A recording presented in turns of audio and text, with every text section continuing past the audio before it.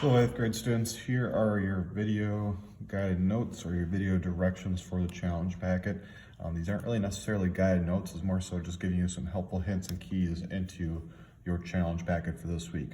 So I'm gonna go ahead and read this challenge packet directions to you. Again, that way you don't have to read them. This week we will be dedicated to challenge you as mathematicians. We call these weeks challenge weeks. We will complete more difficult problems during this time period. These will be graded as a test or project grade. The points assigned to each page will be posted at the bottom of the page. You can see that they're posted right here. When you complete a section, please mark that you completed it with a yes. This helps make sure that you know what you have or have not completed yet. Okay. You may be asked to complete problems that are similar to the practice problems, or you may be asked to complete application-based problems.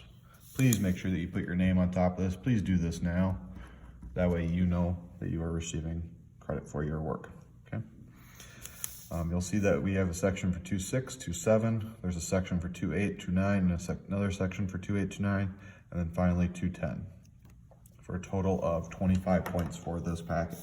Okay. Again, this is in place of a test or a project so that you get to use this during the course of a whole week instead of just a single day. So we have our 2.6 section here. This is setting up proportions in order to find out distances. You have a student traveling, or a person traveling from Winnipeg all the way to Victoria. Make sure you're reading through this. I give you the nice table, and make sure you're showing your work for every single problem too.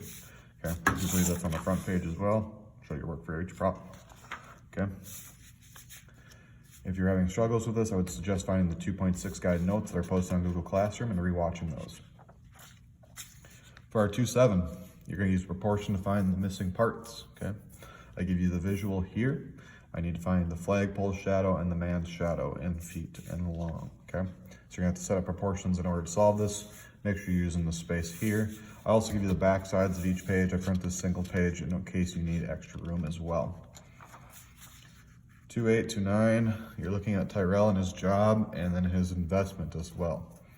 I would suggest looking at the guided notes for 2.8 and 2.9. That should help you out.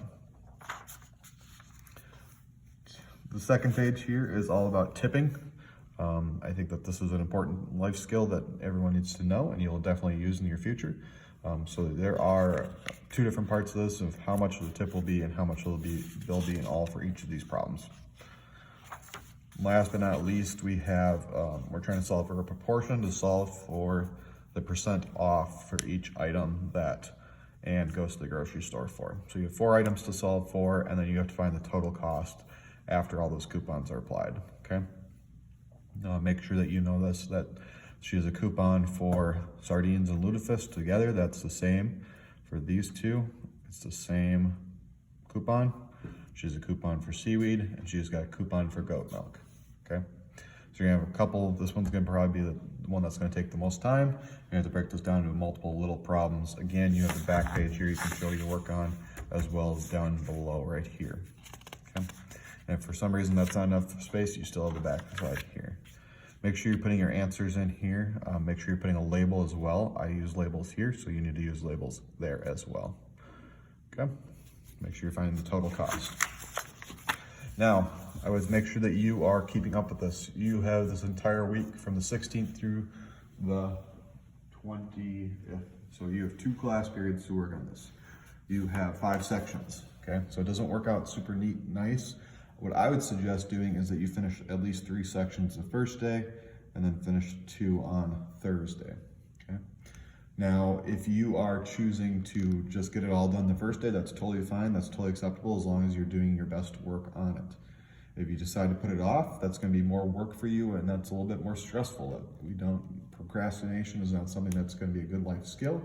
I would suggest breaking it down into days, as this is gonna need to come back to me on the 23rd. So next Monday, this needs to come back to school, okay? If you're having questions about this or you have a question about a problem, make sure you're rejoining the Google Meets or sending me an email, okay? And I can help sort things out for you or point you in the right direction. You need to make sure that you are rewatching the guided notes for the section if you have a question about it first before coming to me. That's just you need to help yourself before you ask me the question. Again, thanks guys. If you have questions about this, make sure to let me know.